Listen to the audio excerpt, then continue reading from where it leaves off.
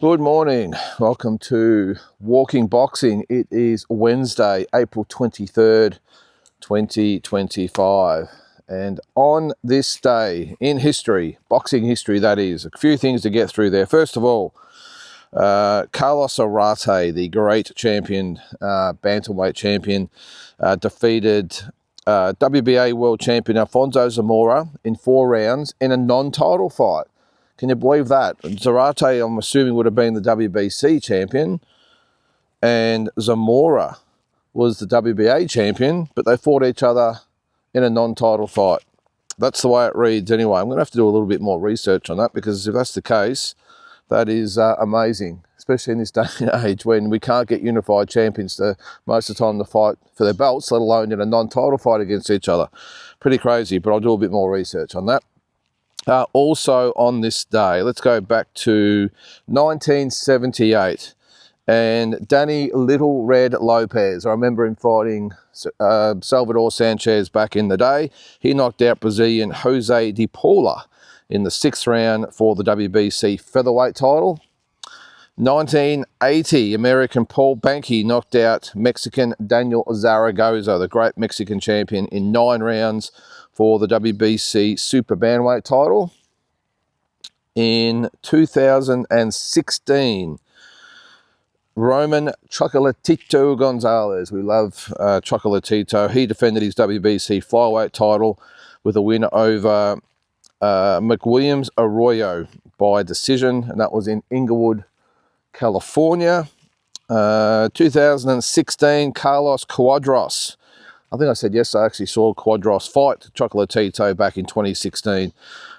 This fight was in Mexico, and he knocked out Filipino Richie Meparanum in 8 rounds to defend the WBC super flyweight title. And one more, 2022. We all know this fight. It was only, 3 years ago. Tyson Fury knocked out Dillian Whyte in 6 rounds to defend his WBC heavyweight title, and the fight was at Wembley Stadium. Now, talking about Tyson Fury, before we get on to everything else, have you seen the social media post, or whatever you might want to call it, that he put out yesterday or the day before, whatever it was, I think he was on a rowing machine, saying big news coming. The former WBC champion is back. Can you believe that? Now, I must admit, I lost a bit of faith. I was one, probably like a lot of people out there at the start, that said, well, he'll be back. He'll be back. Just wait, he'll be back. It's Tyson Fury. He's retired 3 or 4 times. Don't stress, he'll be back. But I must admit, with the lack of social media posts, lack of any publicity, his promoter Bob Arum said there's no way he's coming back, he's going to retire. I must admit, I put my foot over the fence and jumped over it. There was no fence sitting. I jumped on the side that said he will not be back. And probably about 2 weeks later, not even 2 weeks later, he's apparently back. So, and you would think that the massive announcement that he's talking about has to be Anthony Joshua. It just has to be, unless he's going to fight Derek Chisora for the vacant IBF. No, not the IBF title, is he? Because Dubois got that. Maybe he's going to fight Derek Chisora for the #1 ranking in the IBF. Who knows? But surely it's got to be Anthony Joshua. Joshua's been very quiet on things at the moment. And Fury, with this, not just saying he's going to be back, although he has said it's going to be a massive fight before, and I think it was Derek White with Derek Chisora. So let's not get too excited. But if it is Anthony Joshua, that fight will be bigger than Usyk and Dubois. And that's just fact. Those guys will make probably 100 million each. Probably be the biggest, will be the biggest all British heavyweight fight of all time, and probably one of the biggest British fights of all time.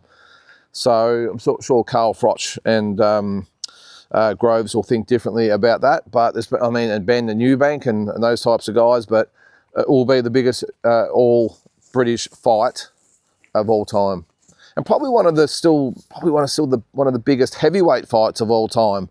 I know I've had some massive ones over the years, but I'm not probably talking about being in their primes or the standing in the sport at the moment. I'm probably just talking about the hype and the money, the pay-per-views, all that sort of stuff. I mean, this is going to be massive. So let's see if it is going to be massive, or he's just going to fight Dillian Whyte or Chisora again. We'll see. But the fact he actually announced that he's coming back, and he did look in pretty good condition. I mean, he was sitting down, so it's really hard to gauge. But you can sort of tell by people, just with their face, whether they've got a bit of a bloated face or not. He looked pretty good. So if you haven't seen it, check it out. I can't remember what site it was on. It was sent to me, yeah, big. And now last time I did mention that he might be coming back. It was a promotion for some sort of soccer thing he was doing. So I don't want to jump the gun, but he did say the Gypsy King is back, and with a massive announcement coming soon. So let's hope it is Anthony Joshua. And the thing is, I will say, I don't want it to be in Saudi Arabia. This has to be at Wembley Stadium, if in fact it does happen. Has to be in Wembley Stadium. 90,000 fans. Geez, if you could get a ticket, it'd be worth the trip over there, wouldn't it? Just for the hype. Imagine when both fighters come out to the stadium from the change rooms. It will just be something to behold. And I'm pretty sure the fight fans in Britain, this would have to be a 50-50 split, surely, wouldn't it? Normally, when you've got one fighter comes out, they're the favourite, 75-80% sort of favour the one guy, and the other one's the villain. Who's going to be the villain in this fight? Two much beloved fighters. Both have got the fans, both have got their detractors, some loyal fans, some very loyal haters as well. So, yeah, look, either way, regardless of where they're at in their careers at the moment, it will be huge. So let's hope that the announcement will come very soon, and later this year we will have Anthony Joshua versus Tyson Fury. Can't wait. So we will see. Now, yesterday, the press conference in Queensland for Jai Pataya and what was his name? Sequino, the Italian champion. I think he's the Italian champion. Whatever. He's from Italy. He's Italian. Come here, man. Oh. And yeah, the announcement was on the Gold Coast, and I just watched the interviews. So great interviews, by the way, from Jay McAllister as always. But he interviewed Jai, and he also interviewed Mick Francis. And look, Jai probably said the usual things. He's training hard. He wants the unifications, and he wants to maybe move up to heavyweight at some stage, and all this sorts of things. Just look, he said what he had to say without saying too much. I mean, Jai is probably not the type of guy, as we all know, that really likes the interviews and the attention, but he looked pretty calm yesterday. And look, he's about 6 weeks out. He just said, look, what we'll do now is just start upping the sparring and the partner work and all that sort of stuff. He probably always keeps himself in pretty good condition, so his strength and conditioning shouldn't be too bad. But he did say, yeah, now's the time they'll start to step up all the partner drills and sparring, and start putting the foot down for what should be a big night on the June 8th, I think it is, so the 8th of June. Also on that card, Connor Wallace and Ben Mahoney should be really good backups to Jai. And Connor Wallace, he's got to be close to a world title shot at some stage. He's just got to keep hanging in there, because we all know what's happening in the light heavyweight division at the moment. But with the WBC belt just having been given to David Benavidez, I think it's the IBF that Connor Wallace is ranked number 2. So you just don't know when your opportunity is going to come. And I like the fact that he's keeping busy and keeping in the gym and waiting for his time to come. The interview with Mick Francis was interesting, because I think he took the opportunity of, one, having a shot at the media. Now, of course, I wasn't there, I didn't see it, but Jay McAllister was always there, so we know we're going to get some good content out of Jay and some others that were up there as well. But he did take a shot by saying, look, there's not many here, like pretty much saying that Jai should be a national treasure, which I think he is to boxing fans. No dramas about that. But he did say that, look, there's only a couple of media here, and this is what we've got to try and get past, and he should be a superstar. And yes, Mick, he should be, mate. He 100% should be. But isn't it funny that Tim Tszyu, now it always sort of comes back to Tim, but he's always our reference point. When Tim Tszyu's fight got announced, I think the week that Joey Spencer arrived was the first press conference too of George Kambosos and Jake Wiley, and Tim Tszyu just pretty much just owned the day. And again, this is why we've got to sort of start him as the reference point. But when Tim Tszyu announces a fight or whatever, they all come rushing from the hills, and it is packed as far as his press conference goes. And it's just really disappointing that only a couple of probably social media channels actually turned up. Now, again, I don't know if the mainstream channels were there, but by the sounds of things, it was a bit light on for the media, which again is just unheard of. Now, he did tell the story of Jai when he went to England after his last fight. I think it was pretty much the day after his last fight for the Ring Awards, and went into a suit store. And in Australia, he could probably walk down the street and not get bothered, but he went into a suit store, and the guy said, "Aren't you Jai Opetaia?" And he said, "Yeah." So he organised a suit for him. It was a black tie affair, and he said he just said, "Oh, mate, I can't believe you're here. I just watched your fight," and all his friends, and they're all massive Jai Opetaia fans. Now, these are just guys a guy that runs a suit store in England, in London. So would you think he would get that in Australia? I doubt it. I know it's different, but Mick also did make a good point when he said that there's a lot of sports stars in Australia that have done far less than Jai that are very, very well known. Now, I don't know whether he was sort of pointing the finger at some boxers out there. I don't know. Look, he makes a great point. I mean, that fight, the first fight with Breidis alone should have made him a national hero, but it's just the way it is here. I mean, boxing's not a big enough sport. Yes, we probably are guilty of picking or focusing our attention on probably people that maybe don't deserve it as much, but that's just unfortunate the way it is. And Jai, I've just got a feeling he's going to be one of those fighters that goes down as, in the boxing world, known as one of the greats that we've had in this country, but not that well known outside of that. And it's a shame, but that's the reality of where we are. And do I think it's right that fighters like Tim Tszyu get all the attention and Jai gets nothing? Yeah, I think it's unfair. But again, that's the media. They just latch onto whatever they think sells papers, and it just, by all accounts, obviously they don't see Jai as being important enough at the moment to cover, which is just ridiculous, isn't it? It really is. I mean, Tim would probably tease a fight coming up and probably have 20 of the mainstream sort of media channels and influencers or whatever the hell they are all there. And Jai Opetaia actually announces a proper world title fight and struggles to get a crowd. But anyway, that is his lot at the moment. He did say that Mick did say as well, they're trying to sort of make the Gold Coast sort of the Las Vegas of boxing, and the mayor up there is really keen on getting behind boxing as well, which is great news. I think it's a great concept. It's never really sort of probably crossed my mind that could be the case. And I mean, the Gold Coast is Australia's Las Vegas, isn't it? It's a little bit of a mixture of Las Vegas mixed in with California and Miami and all that all sort of put together, isn't it? Hawaii.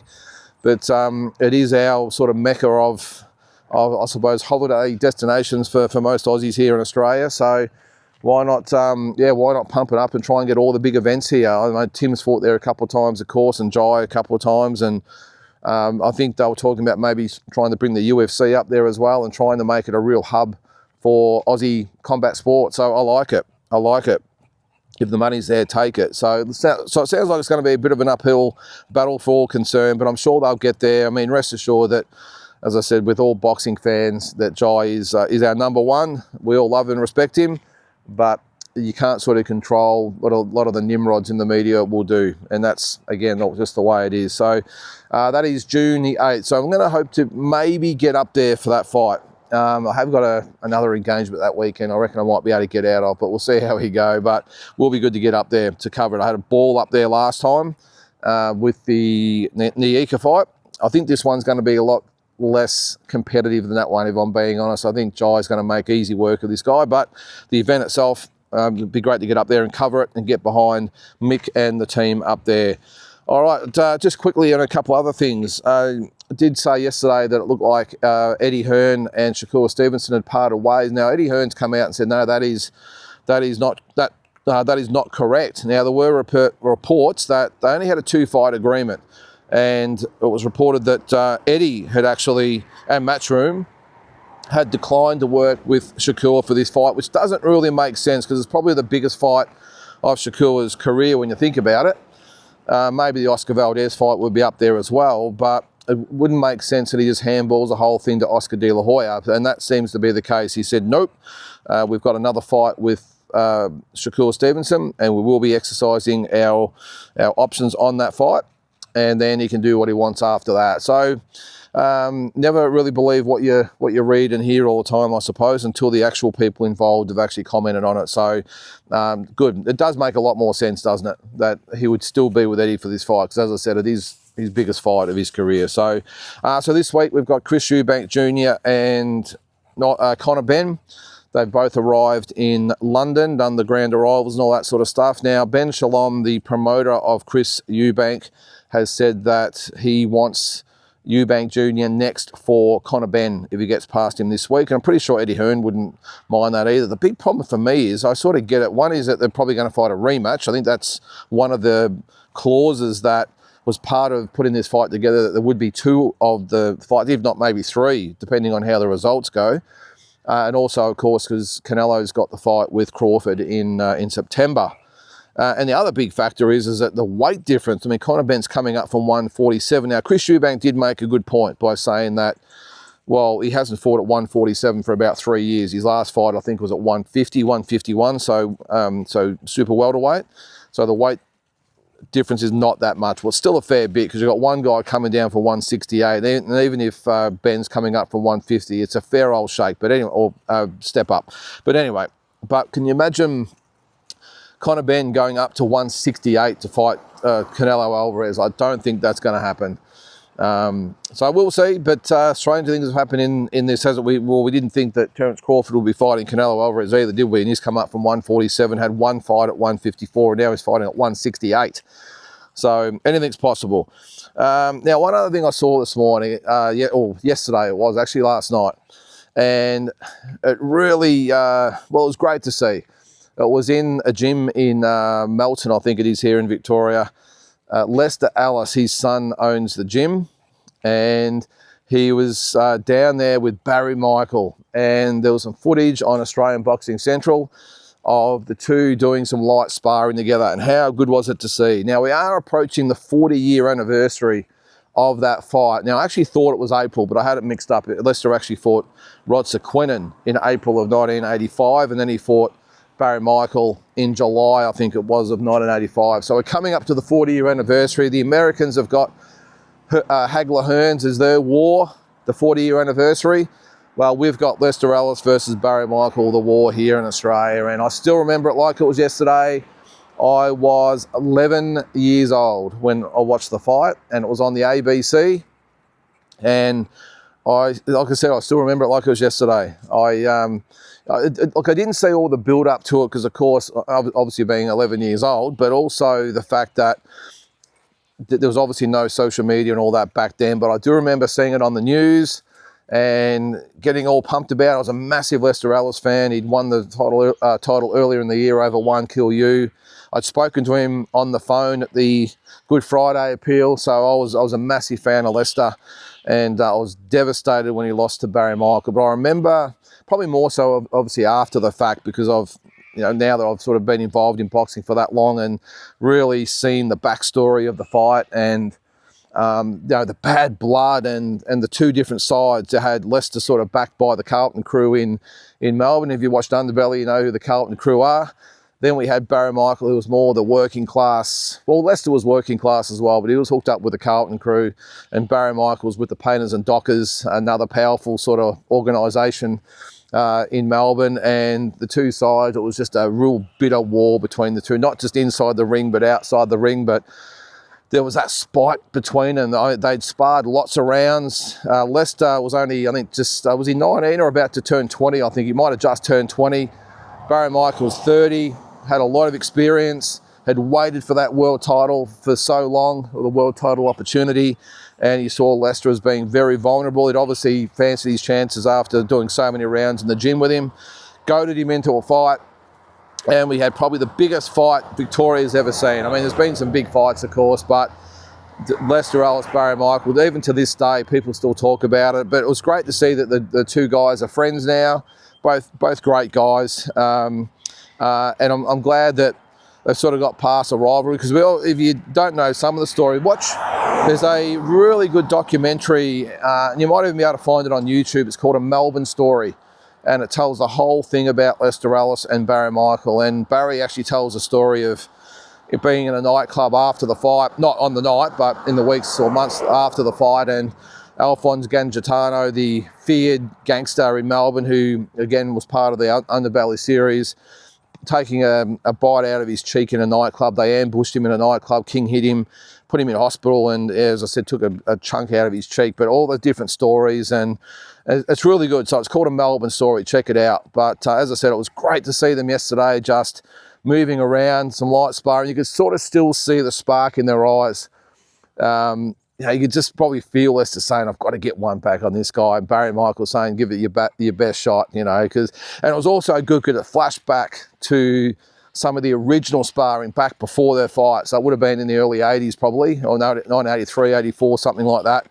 And both of them just going for it in a gym. And it's a sort of spar you would have happily paid admission to go and see. These guys are going at it in the gym, and then it sort of crossed back to them as, guys who are probably, what would Lester be? He'd be about 60 now, I suppose, and Barry Michael would be close to 70, but still just going around, and you could still see the former selves in there. You could see Barry with that really awkward style, the cross-arm defence, just tough as nails, and Lester's lightning quick, could punch like a mule, those ripper body shots.